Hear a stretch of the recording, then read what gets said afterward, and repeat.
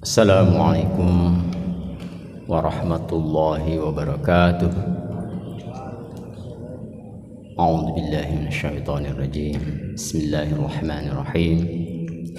Alhamdulillahi rabbil alamin wal 'aqibatu lil muttaqin wa la 'udwana illa 'alal zalimin. Asyhadu an la ilaha illallah wahdahu la syarika lah wa asyhadu anna Muhammadan 'abduhu wa rasuluh. Allahumma salli wa sallim wa barik ala hadha nabiyil karim ar-rasulil 'azim nabiyyina Muhammad wa ala alihi wa ashabihi wa man tabi'ahum bi ihsanin ila yaumiddin. Qala Allah ta'ala fi kitabihil karim, a'udzu billahi minasyaitonir rajim. Ya ayyuhalladzina amanu taqullaha haqqa tuqatih wa la tamutunna illa wa antum muslimun. وقال أيضا يا أيها الذين آمنوا اتقوا الله وقولوا قولا سديدا يصلح لكم أعمالكم ويغفر لكم ذنوبكم ومن يطع الله ورسوله فقد فاز فوزا عظيما. Ma'asyiral muslimin, jamaah salat subuh Masjid Syuhada rahimakumullah. Pertama dan utama kembali, mari kita sama-sama menjadikan puji dan syukur hadirat Allah Subhanahu wa ta'ala, yang mana kita masih diberikan nikmat Islam, nikmat iman, ihsan, nikmat kesehatan serta kesempatan. Khususnya pada subuh hari ini Allah masih berkenan mengizinkan kita untuk berhadir di rumahnya, yakni untuk melaksanakan sholat subuh berjamaah di subuh Jumat yang penuh barokah ini. Dan alhamdulillah kita sudah memasuki bulan kelahiran Rasulullah sallallahu alaihi wasallam. Ya, sudah memasuki tanggal 4 Rabiul Awal. Mudah-mudahan kita senantiasa diberikan Allah Subhanahu wa taala kekuatan, kesehatan untuk terus menjalankan semua perintah-perintahnya dan menjauhi segala larangan-larangan Allah serta Rasulnya. Sebelumnya mohon maaf seyogianya Pak Swito yang akan menyampaikan tausiah pada subuh kali ini, karena beliau lagi kurang sehat mungkin. Karena kita doakan semoga beliau kembali sehat dan bisa kembali berhadir melaksanakan sholat subuh berjamaah bersama kita. Jamaah subuh Masjid Syuhada rahimakumullah. Insyaallah pada subuh hari ini kita coba menguraikan terkait dengan Hujjatul Islam. Ya, satu-satunya ulama yang diberi gelar Hujjatul Islam. Mungkin jamaah sudah paham, beliau tidak lain adalah Imam Al-Ghazali. Mungkin ada yang bertanya, kenapa beliau digelar Hujjatul Islam? Hujjah itu semacam apa? Argumen, ya. Kalau istilah sederhananya, maknanya. Beliau digelar Hujjatul Islam oleh karena beliau memiliki ingatan, daya ingat yang kuat dan bijak dalam berhujjah, sehingga dalam sejarah beliau mampu menjawab semua persoalan-persoalan, ya, dalam pemikiran, terutama dalam pemikiran keagamaan. Maka dengan kekuatan ilmu yang beliau miliki, beliau melahirkan atau mencetak beberapa buku, ya, kitab. Ada yang mengatakan 100 bahkan sampai 300 buah kitab. Jamaah subuh Masjid Syuhada rahimakumullah. Ada beberapa nasihat, ya, atau wasiat beliau, ya, dalam buku atau kitab beliau, dan diantaranya berupa dialog berangkat dari pertanyaan-pertanyaan. Suatu ketika beliau bersama dengan jamaahnya dalam suatu majelis. Ada beberapa nasihat. Yang pertama, kata beliau, kami menyampaikan dalam bahasa Indonesia saja. Yang pertama, barang siapa yang berumur, kata beliau, melebihi 40 tahun sedangkan kebaikannya masih belum melebihi kejahatannya atau keburukannya, maka layaklah ia mempersiapkan dirinya untuk memasuki neraka. Alhamdulillah. Jamaah subuh rahimakumullah, ungkapan beliau ini sejalan dengan ungkapan yang sering kita dengar. Apa ungkapan itu? Man tala umruhu khairun nas man tala umruhu wa hasuna amaluhu. Yang artinya kurang lebih ilahir, barang siapa yang sebaik-baik manusia adalah yang panjang umurnya dan baik amalnya. Sedangkan kata beliau, seburuk-buruk atau sejahat-jahat manusia adalah yang panjang umurnya dan buruk amalnya. Mudah-mudahan ini menjadi bahan renungan kita rahimakumullah. Yang kedua, janganlah engkau menyimpan harta benda melebihi dari apa yang dibutuhkan, kata Imam Al-Ghazali. Karena Rasulullah SAW pernah bersabda, beliau berdoa, ya Allah, jadikanlah rizki keluarga Muhammad, keluarga Rasulullah SAW itu sekadar untuk mencukupi kebutuhan. Ya jamaah sekalian rahimakumullah, karena memang kebutuhan ada batasnya. Ya, yang kita ketahui ada 3 atau 4 kebutuhan manusia itu. Ada kebutuhan primer, kebutuhan pokok, kebutuhan sekunder, kebutuhan mewahan dan lain sebagainya. Namun yang namanya keinginan itu tak ada batasnya.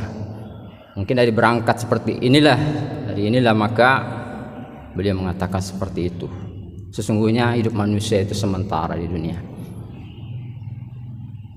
Tempat yang sesungguhnya adalah di akhirat. Tapi bukan berarti kita mengabaikan kehidupan dunia ini. Laisa bi khairikum man taraka dunyahu li akhirat. Dalam ungkapan bijak mengatakan, bukanlah orang yang baik meninggalkan dunianya atau akhiratnya demi dunianya, begitupun sebaliknya, meninggalkan dunianya untuk akhiratnya. Jamaah subuh rahimakumullah. Berikutnya, dalam suatu kesempatan Imam Al-Ghazali berkumpul bersama para murid beliau. Lalu sang imam bertanya dengan beberapa pertanyaan. Yang pertama kata beliau, apa yang paling dekat, atau siapa mungkin bahasa yang lainnya, yang paling dekat dengan kita di dunia ini? Ya, pertanyaan pertama beliau dalam majelis itu, apa yang paling dekat dengan diri kita di dunia ini? Maka para muridnya menjawab, ya, ada yang menjawab orang tua, yang lain mengatakan guru, berikutnya kawan atau sahabat. Mendengar jawaban dari para murid beliau, Imam Al-Ghazali menjelaskan, semua jawaban itu benar, tidak salah. Tapi yang kali kita maksudkan di sini adalah bahwasanya yang paling dekat dengan kita adalah al-maut, ya, maiti atau kematian. Sebab itu memang janji Allah Subhanahu wa taala, bahwa dalam Al-Qur'an surah Ali Imran ayat 185 Allah berfirman, bahwasanya tiap-tiap yang berjiwa akan merasakan mati, dan sesungguhnya pada hari kiamat sajalah disempurnakan pahalamu. Barang siapa dijauhkan dari neraka dan dimasukkan ke dalam surga, maka sungguh ia telah beruntung. Kehidupan dunia itu tidak lain hanyalah kesenangan yang memperdayakan. Kullu nafsin dha'iqatul maut wa innama tuwaffawna ujurakum yawmal qiyamah faman zuhziha 'anil nar wa udkhilal jannata faqad faz wa mal hayatud dunya illa mata'ul ghurur. Hikmahnya jamaah subuh rahimahullah, maut bisa datang menjemput sewaktu-waktu tanpa kita ketahui. Dimanapun kita bersembunyi, tetap akan menghampiri kita, kapan dan di mana kita berada. Tapi ingat pula sabda Rasulullah, kata beliau, janganlah kamu takut mati, karena pasti terjadi itu kematian. Janganlah kamu minta mati datang kepadamu, dan janganlah kamu berbuat yang mendekatkan dirimu dengan kematian. Jamaah subuh rahimakumullah. Itu yang pertama. Yang kedua, kata beliau, meneruskan pertanyaan, apa yang paling jauh dari diri kita ini di dunia? Murid-muridnya menjawab, negeri Cina. Nah, karena saat itu Cina itu merupakan negeri yang digambarkan yang paling jauh dari Arab. Yang menjawab bulan, jauh, matahari dan bintang gemintang. Kembali Imam Al-Ghazali menanggapi bahwa sesungguhnya apa yang kalian katakan itu tidak salah, memang benar. Namun hakikat yang kita maksudkan di sini, kata beliau, yang paling benar adalah bahwasanya yang paling jauh dari diri kita adalah masa lalu. Ya, masa lalu. Walau dengan cara apapun kita tidak pernah akan dapat kembali ya ke masa lalu itu. Oleh sebab itu, kata beliau, kita harus paham, harus menjaga hari-hari ini kita untuk mempersiapkan diri kita demi kebaikan kita di kedepannya, dengan beribadah kepada Allah dan berbuat baik kepada sesama agar kita selamat dunia dan akhirat. Kemudian yang ketiga, jamaah subuh rahimakumullah, pertanyaan beliau, apa yang paling besar di dunia ini? Kembali jawaban para murid beliau, ada gunung yang kita lihat, yang bumi, matahari. Namun Imam Al-Ghazali menjelaskan bahwa semua jawaban itu benar, tapi yang paling benar adalah nafsu. Itu nafsu yang paling besar. Firman Allah Subhanahu wa taala dalam surah Al-A'raf ayat 179 yang maknanya, dan sesungguhnya kami jadikan untuk isi neraka jahanam kebanyakan dari jin dan manusia. Mereka mempunyai hati tetapi tidak dipergunakan untuk memahami ayat-ayat Allah, mempunyai mata tapi tidak dipergunakan untuk melihat tanda-tanda kekuasaan Allah. Begitu pula mempunyai telinga tapi tidak dipergunakan untuk mendengar ayat-ayat Allah. Mereka itu seperti binatang ternak, bahkan mereka lebih sesat lagi. Ulaika kal an'am. Hikmahnya adalah kemarahan, perzinahan, pencurian, perkelahian dan seterusnya itu dimulai dari nafsu yang tidak terkendali. Oleh karena itu berhati-hatilah dengan nafsu, jangan sampai membawa kita ke neraka. Itu kata Imam Al-Ghazali, itu yang paling besar dalam. Yang keempat, apa yang paling berat di dunia ini? Murid-muridnya menjawab, ada besi ya Rasul, ada gajah dan lain sebagainya. Jadi jamaah sekalian rahimakumullah, murid-muridnya hanya menggambarkan hal-hal yang bersifat material saja. Namun sekali lagi Imam Al-Ghazali menjelaskan semua jawaban itu tidak salah. Akan tetapi yang kita maksudkan di sini bahwa sesungguhnya yang paling berat dalam hidup ini adalah amanah. Saking beratnya amanah ini, gunung, bumi dan langit tidak sanggup mengembannya. Beliau menolak. Fa abaina ayyahmilnaha wa ashfaqna dan seterusnya dalam hadis ayat.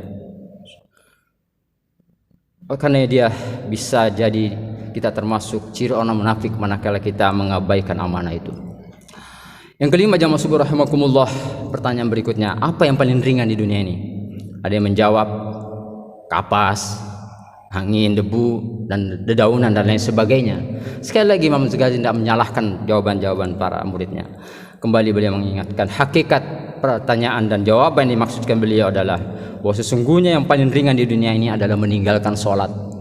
Sekali lagi kata beliau, meninggalkan sholat, karena memang diprediksi oleh Rasulullah suatu saat di akhir zaman banyak umatku yang meninggalkan sholat. Dan ternyata kata Imam Al-Ghazali ini yang paling ringan yang dilakukan oleh umat beliau, terutama di akhir zaman ini. Nauzubillah, mudah-mudahan kita senantiasa istiqomah, selalu berdoa kepada Allah diberikan kekuatan untuk senantiasa menjalankan perintah Allah yang sangat penting. Jamaah subuh rahimakumullah, gara-gara cinta kepada lawan jenis, kepada dunia, keluarga, pekerjaan, ya kita kadang meninggalkan sholat. Gara-gara diskusi mungkin, ya maaf, kita mengabaikan sholat berjamaah, dengan mudah kita meninggalkan. Begitu dan seterusnya.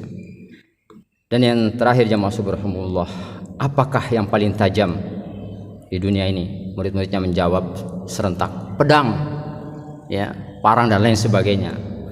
Imam Al-Ghazali membenarkan, tapi apa yang paling tajam adalah lidah manusia. Ya, sekali lagi kata beliau, yang paling tajam sesungguhnya adalah lidah manusia itu. Karena kenapa? Karena bisa melukai dan menyakiti hati saudaranya dan tetangganya sendiri.